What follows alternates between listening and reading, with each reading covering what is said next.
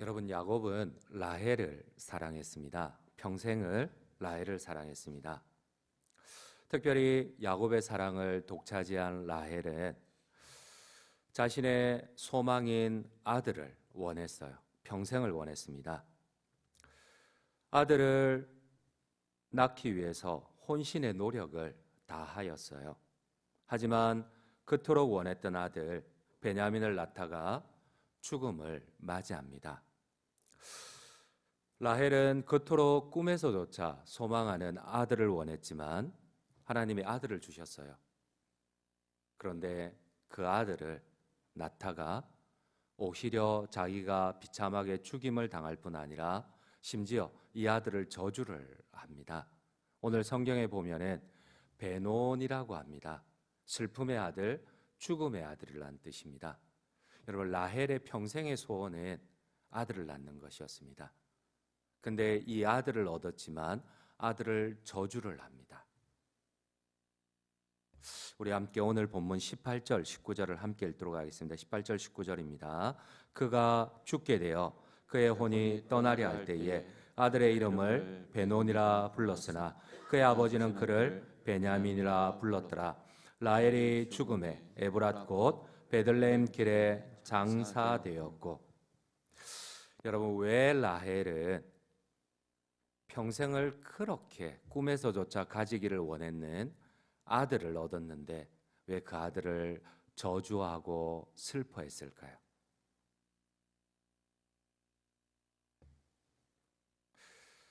심지어 입에 담을 수 없을 정도로 저주를 담은 이름을 부르며 그 아들을 저주하였을까요? 아버지 야곱은 어머니 라헬이 아들의 이름을 저주하자 차마 베논이라고 부를 수 없었던 아버지가 이름을 베논이 대신 오른팔의 아들이라는 이름으로 베냐민이라고 바꾸어 부릅니다. 성경에서 가장 슬픈 장면 중 하나는 오늘 성경에 나오는 라헬의 죽음입니다. 평생의 소망이 아들이었습니다. 근데 그 소망을, 그 평생의 꿈을 얻으면서 비참하게 죽어가며 그 평생의 소원이었던 아들을 저주를 합니다. 사랑하는 성도님 여러분, 그토록 잡으려고 몸부림치던 그 소원이 왜 고통이 되고 저주가 되었을까요? 왜 야곱으로부터, 여러분, 우리는 레아가 슬픔의 여인인 줄 알고 있어요. 맞습니다. 레아는 비참한 인생이었어요. 아무리 해도 남편의 사랑을 얻지 못해요. 여동생으로 인하여서 계속 고통을 당해야 하는 여인이 레아였어요. 근데 성경은 마지막에 보니까 레아가 아니라 라헬이 다 가졌는데도 그 인생이 비극으로 끝이 납니다. 왜 이럴까요? 혹시 나는 아무것도 없다고 생각했는데, 혹은 나는 많이 가졌다고 생각했는데 마지막에 혹시나 나는 많이 가졌는데 비참하고 저주스러운 인생으로 끝이 납니까? 아니면 내가 지금은 비참하고 스글프지만 그러나 마지막은 하나님의 은혜로 오히려 나의 소원이 이루어지고 하나님 앞에 의미 있는 삶을 살 수 있을까요? 나의 마지막은 어떻게 될까요? 라헬은 믿음의 조상이었음에도 불구하고 많이 가졌음에도 불구하고 그러나 마지막에 비참한 죽음을 맞이한 이유는 죽을 때까지 하나님에 대한 진정한 신앙에 눈뜨지 못했기 때문입니다. 여러분들은 혹시 나의 신앙이 하나님 앞에 바른 신앙임을 눈뜨고 계십니까? 나는 하나님께서 나에게 많이 주셨음에도 불구하고 계속해서 하나님과 인격적인 관계를 유지하며 그 하나님을 알아가기보다 여전히 나의 목적을 위한, 나의 수단을 위한 하나님을 도구처럼 계속해서 만들어가는 걸까요? 한국 침례신학교 외래 교수님인 권혁관 교수님은 라헬은 끝까지 이 부분을 이렇게 주석을 합니다. 끝까지 하나님에 대해서 참된 신앙을, 인격적인 관계를 가지지 못하였다고 합니다. 여러분 한번 PPT를 한번 보시도록 하겠습니다. 라헬이 훔친 드라빔은 성경에서 등장하는 가장 작은 신입니다. 크기가 한 20에서 50cm 정도, 그냥 한 뼘 혹은 두 뼘 정도 됩니다. 이 드라빔은 집에서 모셔놓고 사는 가정신입니다. 여러분, 라헬에게는 여호와 하나님도 이 드라빔도 항상 그 자신에게 함께 있는 많은 신 가운데, 자신의 목적을 위한 여러 신 가운데 하나일 수밖에 없었어요. 특별히 이 드라빔은 장자권을 의미를 합니다. 이 드라빔을 가진 자녀가 부모의 유산을 물려받는 장자권의 권리를 가집니다. 라헬이 마지막에 아버지의 집을 떠날 때까지 라헬이 계속 욕심을 부렸던 것은 이 드라빔입니다. 분명히 하나님의 약속은 아브라함을 통하여서 이삭과 야곱과 요셉에게로 이어집니다. 그러나 눈에 보이지 않는 하나님의 약속보다는 당장 눈에 보이는 외삼촌 부두엘과 이 라반이 가진 이 눈에 보이는 현물과 눈에 보이는 양떼들과 눈에 보이는 돈이 더 중요합니다. 여러분, 우리는 하나님의 약속을 받았지만 이 약속이 우리의 신앙을 통하여서, 신앙 인격을 통하여서, 우리의 주님 사랑과 헌신을 통해서 이루어질 앞으로의 하나님의 약속을 바라봅니까? 지금 당장은 내 손 안에 아무것도 없지만은, 이삭밖에 없지만은, 그러나 하나님의 약속, 저 하늘의 별과 같이, 저 바닷가의 모래같이, 지금 당장은 아무것도 잡히는 게 없지만은, 그러나 하나님의 약속을 끝까지 신뢰하며 이 약속을 성취하기를 바라보며 나아가십니까? 아니면 당장 눈앞에 가진 것, 보여지는 것, 눈앞에 있는 것들의 현혹이 되어 이 하나님의 약속을 붙잡지를 못하고 계십니까? 여러분, 라헬의 언니 레아는 성경에 나오는 가장 비참한 여인이었습니다.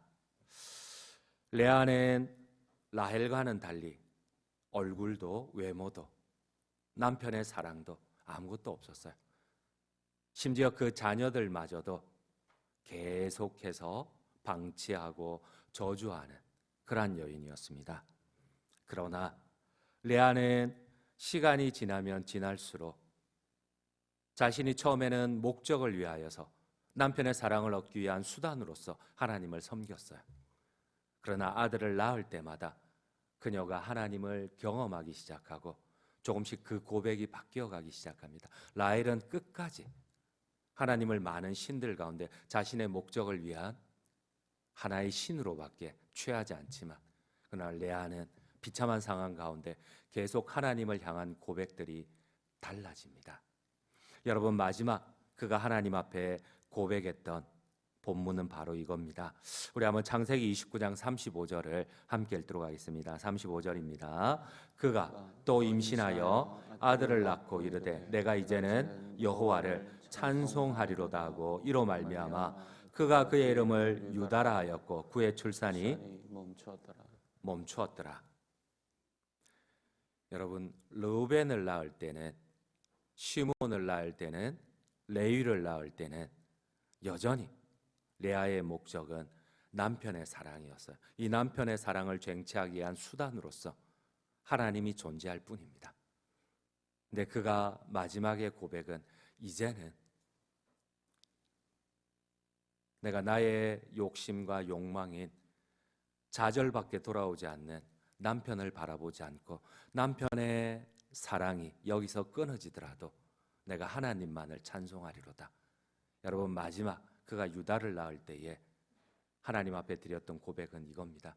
상황이 그의 뜻대로 남편이 그의 뜻대로, 그녀의 뜻대로 변하지 않더라도, 그녀를 사랑해 주지 않더라도 나는 하나님만 내가 찬송하리로다. 그리고 그녀가 결심을 합니다. 이제 더 이상 내가 남편을 위해서 출산하지 않으리라. 그러나 여러분, 마지막 믿음의 조상의 반열에는 야곱이 그토록 목매달았던 라헬이 아브라함과 사라와 이삭과 그의 아내 리브가와 그리고 이 야곱과 라헬이 믿음의 계보를 잊지를 않아요. 믿음의 계보는 그토록 미워하고 무시하고 못났던 이 레아가, 하나님을 끝까지 붙잡았던 이 레아가 야곱과 함께 믿음의 계보에 묻힙니다. 여러분, 나는 하나님을 사랑한다고 하면서 지금 진짜 나의 이 무엇이게 욕망은 무엇을 붙잡고 계십니까? 우리 함께 창세기 49장, 이 창세기가 거의 끝나가는, 이 야곱의 인생이 끝나가는, 레아의 인생이 끝나가는 마지막을 성경이 어떻게 기록을 하는지 한번 읽도록 하겠습니다. 창세기 49장 31절입니다. 함께 읽겠습니다. 아브라함과 그의 아내 사라가 거기 장사되었고 이삭과 그의 아내 리브가도 거기 장사되었으며 나도 레아를 그곳에 장사하였노라. 여러분, 마지막에 남편 야곱이 선택했던 여자는 평생을 그토록 목매달았던 라헬이 아닙니다. 마지막 아버지와 어머니, 할아버지와 할머니,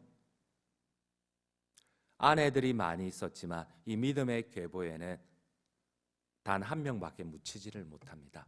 근데 그곳에 야곱은 라헬을 묻은 것이 아니라 레아를 묻고 그 옆에 자기의 시체를 함께 묻어달라고 하였습니다. 아버지 아브라함과 사라가 묻힌 곳에, 그리고 이삭과 리브가가 묻힌 그곳에 자기도 레아를 묻어달라고 했습니다. 야곱은 마지막에 라헬이 아니라 그토록 무시하였던 레아를 하나님의 약속을 잇는 믿음의 조상의 계보에 묻었습니다. 늘 무시당하고 사랑받지 못하던 레아였지만 그는 하나님을 남편의 사랑을 위한, 쟁취를 위한 목적으로 사용을 했지만, 그러나 마지막에 그녀는 모든 것 위에 하나님을 우선하고 하나님을 붙들었습니다. 그의 인생의 마지막은 성경은 이렇게 기록을 합니다. 여러분, 나는 오늘 하나님을 섬기지만 나의 우선순위가 무엇인지요? 나의 목적이 무엇인지요? 혹시나 우리 하나님을 드라빔, 나의 목적을 위한 수단으로 혹시나 섬기면서 나는 하나님을 사랑한다고 하지는 않는지요? 그러나 우리가 끝까지 하나님 한 분만을 우선합시다. 하나님 그분께만 우리의 마음을 드릴 때에 반드시 이 레아의 인생이 역전된 것처럼 하나님께서 우리의 인생을 반드시 하나님의 승리로 바꾸어 가실 겁니다. 이 약속이 오늘 레아에게만 있는 것이 아니라 오늘 예배하는 우리 장전 모든 중앙 성도님들과 함께 하시기를 간절히 주님의 이름으로 축원드립니다.